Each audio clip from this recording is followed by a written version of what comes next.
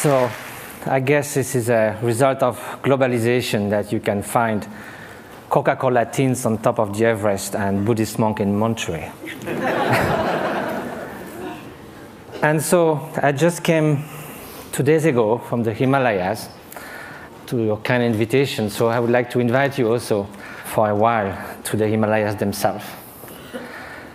And to show the place where meditators like me, who began with being a molecular biologist in Pasteur Institute and found their way to the mountains. So these are a few images I was lucky to take and be there. This is the Mount Kailash in eastern Tibet, wonderful setting. This is from Marlborough country.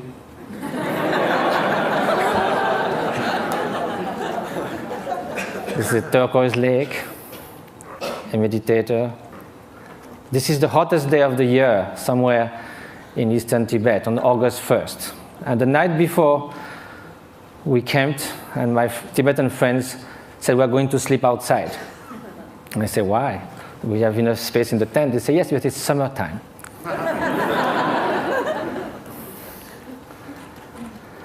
So now we are going to speak of happiness. As a Frenchman, I must say that there are a lot of French intellectuals that seems happiness is not at all interesting. I just wrote an essay on happiness, and there was a controversy, and someone wrote an article saying, don't impose on us the dirty work of happiness. We don't care about being happy. We need to live with passion. We like the ups and downs of life. We like our suffering because it's so good when it ceases for a while. This is what I see from the balcony of my hermitage in the Himalayas. It's about 2 meters by 3, and you are all welcome anytime. Now let's come to happiness, or well-being. And first of all, despite what the French intellectuals say, it seems that no one wakes up in the morning thinking, may I suffer the whole day. Which means that somehow, consciously or not, directly or indirectly, in the short and the long term, whatever we do, whatever we hope, whatever we dream, somehow is related to a deep, profound desire for well-being or happiness. As Pascal said, even the one who hangs himself somehow is looking for a cessation for suffering. He finds no other way. But then if you look in the literature, East and West, you can find incredible diversity of definition of happiness. Some people say can only be lived in remembering the past, imagining the future, never in the present. Some people say happiness is right now, is the quality of the freshness of the present moment. And that led to Henri Bergson, the French philosopher, to say all the great thinkers of humanity have left happiness in the vague, so that they could define, each of them could define in their own terms. Well, that will be fine if it was just a secondary preoccupation in life. But now, if it is something that's going to determine the quality of every instant of our life, then we better know what it is, have some clearer idea. And probably the fact that we don't know that is why so often, although we seek happiness, it seems we turn our back to it. Although we want to avoid suffering, it seems we are running someone towards it. And that also comes from some kind of confusions. One of the most common ones is happiness and pleasure. But if we look at the characteristic of those two, pleasure is contingent upon time, upon its object, upon the place. It is something that changes of nature. Beautiful chocolate cake, first serving is delicious, second one, not so much, then we feel disgust. That's the nature of things. We get tired. I used to be a fan of Bach. I used to play it on the guitar, and I can hear it 2, 3, 5 times. If I had to hear it 24 hours non-stop, it might be very tiring. If you are feeling very cold, you come near a fire, it's so wonderful. Then after some moments, you just go a little back and then it starts burning. it sort of uses itself as you experience it. And also, again, it can also, it's something that it is not something that is radiating outside. Like, you can feel intense pleasure, and some others around you can be suffering a lot. Now, what then will be happiness? And happiness, of course, is such a vague word. So let's say well-being. And so I think the best definition, according to the Buddhist view, is that well-being is not just a mere pleasurable sensation. It is a deep sense of serenity and fulfillment, a state that actually pervades and underlies all emotional states and all the joys of sorrows that can come one's way. Well, that might be surprising. Can we have this kind of well-being while being sad? In a way, why not? Because we are speaking at a different level. Look at the waves coming near the shore. When you are at the bottom of the wave, you hit the bottom. You hit the solid rock. When you are surfing on the top, you are all elated. So you go from elation to depression. There's no depth. Now, if you look at the high sea, there might be beautiful, calm ocean like a mirror. There might be storms, but the depth of the ocean is still there, unchanged. So now, how is that? It can only be a state of being, not just a fleeting emotion, sensation, even joy that can be the spring of happiness. But there's also wicked joy. You can rejoice in someone's suffering. So now, how do we proceed in our quest for happiness? Very often, we look outside. We think that if we could gather this and that, all the conditions, something like we say, everything to be happy. To have everything to be happy, that very sentence already bears the doom of destruction of happiness. To have everything. If we miss something, it collapses. And also when things go wrong, we're trying to fix things outside so much. But our control on the outer world is limited, temporary, and often illusory. So now look at the inner conditions. Aren't it stronger? Isn't it the mind that translates the outer condition into happiness and suffering? And isn't that stronger? We know by experience that we can be in what we call a little paradise and yet be completely unhappy within. The Dalai Lama was once in Portugal and there was a lot of construction going on everywhere. So one evening he said, look, you are doing all these things, but isn't it nice also to build something within? And he said, unless that, even you get a high-tech flat on the 100th floor of a super modern and comfortable building, if you are deeply unhappy within, all you are going to look for is a window from which to jump. So now, at the opposite, we know a lot of people who in very difficult circumstances manage to keep serenity, inner strength, inner freedom, confidence. So now if the inner conditions are stronger, of course the outer conditions do influence. And it's wonderful to live longer, healthier, to have access to information, education, to be able to travel, to have freedom. It's highly desirable. However, this is not enough. Those are just auxiliary help, conditions. The experience that translates everything is within the mind. So then when we ask oneself how to nurture the conditions for happiness, the inner conditions, and which are those which will undermine happiness. So then this needs to have some experience. We have to know from ourselves there are certain states of mind that are conducing to this flourishing, to this well-being, what the Greek call eudaimonia, flourishing. And there are some which are adverse to this well-being.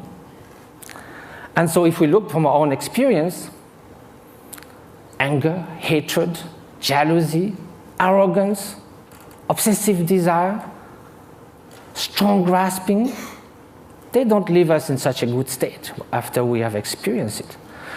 and also they are detrimental to others' happiness.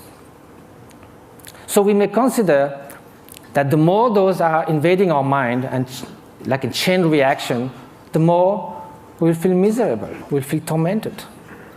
At the opposite, everyone knows deep within that an act of selfish generosity, if from the distance, without anyone knowing anything about it, we could save a child's life, make someone happy. We don't need a recognition. We don't need any gratitude. Just the mere fact of doing that feels such a sense of adequation with our deep nature. And we would like to be like that all the time. So is that possible? To change our way of being, to transform one's mind? Are those negative emotions or destructive emotions inherent to the nature of mind? Is a change possible in our emotions, in our traits, in our moods? So for that we have to ask, what is the nature of mind? And if we look from the experiential point of view, there is a primary quality of consciousness. That is the mere fact to be cognitive, to be aware. Consciousness is like a mirror that allows all images to rise on it. You can have ugly faces, beautiful faces in the mirror. The mirror allows that, but the mirror is not tainted, is not modified, is not altered by those images. Likewise, behind every single thought, there is the bare consciousness, pure awareness. This is the nature. It cannot be tainted intrinsically with hatred or jealousy, because then, if it was always there, like a dye that would permeate the whole cloth, then it would be found all the time somewhere. We know we're not always angry, always jealous, always generous. So because the basic fabric of consciousness is this pure cognitive quality that differentiates it from a stone, there is a possibility for change because all emotions are fleeting. That is the ground for mind training. Mind training is based on the idea that two opposite mental factors cannot happen at the same time. You could go from love to hate, but you cannot at the same time, toward the same object, the same person, one to harm and one to the good. You cannot in the same gesture shake hand and give a blow. So there are natural antidotes to emotions that are destructive to our inner well-being. So that's a way to proceed. Rejoicing compared to jealousy, a kind of sense of inner freedom as opposite to intense grasping and obsession, benevolence, loving kindness against hatred.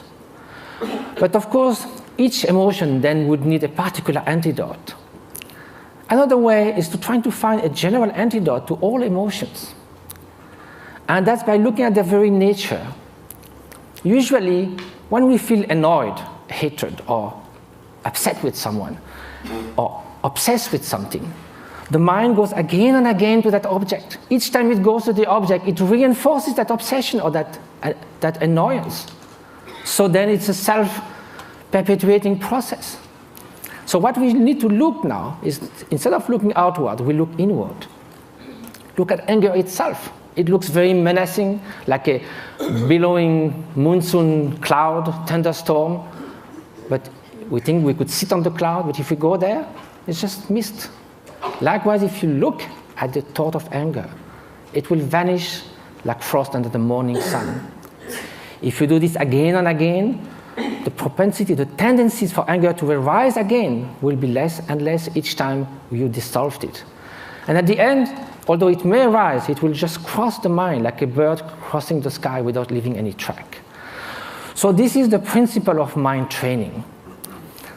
Now, it takes time because it took time for all those faults in our mind, tendencies to build up.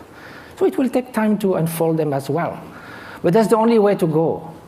Mind transformation. That is the very meaning of meditation. It means familiarization with a new way of being, new way of perceiving things, which is more in adequation with reality, with interdependence, with the stream and continuous transformation which our being and our consciousness is.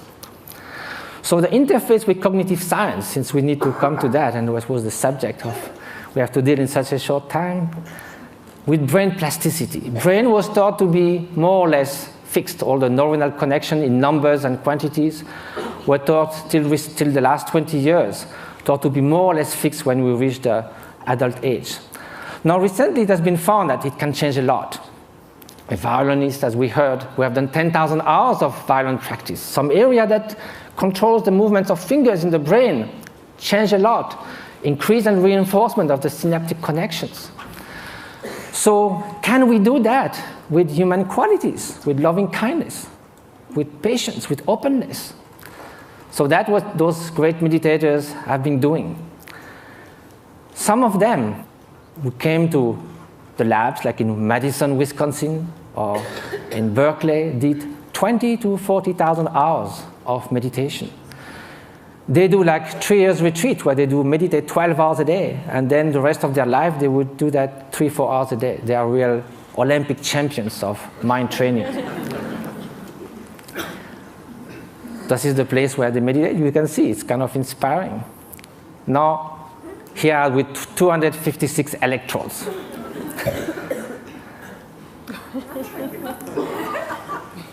So what did they find? Of course, same thing, the scientific embargo. A paper has been submitted to Nature. Hopefully it will be accepted. It deals with the state of compassion, unconditional compassion. We ask meditators who have been doing that for years and years and years to put their mind in a state where there's nothing but loving kindness, total availability to sentient being. Of course, during the training, we do that with objects. We think of people suffering, we think of people we love, but at some point, it can be a state which is all-pervading. Here's the preliminary result, which I can show because it's already been shown. The bell curve shows 150 controls. And what is being looked at is the difference between the right and the left frontal lobe. In very short, people who have more activity on the right side of the prefrontal cortex are more depressed, withdrawn, they don't describe a lot of positive affect. It's the opposite on the left side, more tendency to altruism, to happiness, to express, and curiosity, and so forth. So there's a basic line for people, and also it can be changed. If you see a comic movie, you go more to the left side. If you are happy about something, you'll go more to the left side. If you have a bout of depression, you'll go to the right side. Here, the minus 0.5 is a 4 standard deviation of a meditator who meditates on compassion. It's something that is totally out of the bell curve. So I have no time to go into all the different scientific results. Hopefully they will come. But they found that this is after 3.5 hours in a fMRI. It's like coming out of a space ship. Also, it has been shown in other labs, for instance, Paul Ekman's labs in Berkeley, that some meditators are able also to control their emotional response more than it could be taught.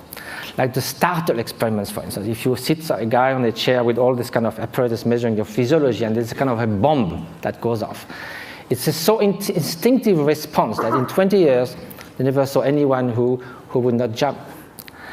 Some meditators, without trying to stop it, but simply by being completely open, thinking that that bang is just going to be just a small event, like a shooting stars, they're able not to move at all. So the whole point of that is not sort of to make like a circus thing of showing exceptional beings who can jump or whatever. It's more to say that mind training matters. That this is not just a luxury. This is not a supplementary vitamin for the soul. This is something that's going to determine the quality of every instant of our life. We are ready to spend 50 years achieving education. We love to do jogging, fitness. We do all kinds of things to remain beautiful. Yet, we spend surprisingly little time taking care of what matters most, the way our mind functions, which again is the ultimate thing that determines the quality of our experience. Now, compassion should also be put in action. That's what we try to do in different places. Just this one example is worth a lot of work. This lady with bone TV left alone in a tent was going to die with her only daughter. 1 year later, how she is. Different schools and clinics we've been doing in Tibet. And just I leave you with the beauty of those looks that tells more about happiness that I could ever say. And jumping monks of Tibet. Flying monks.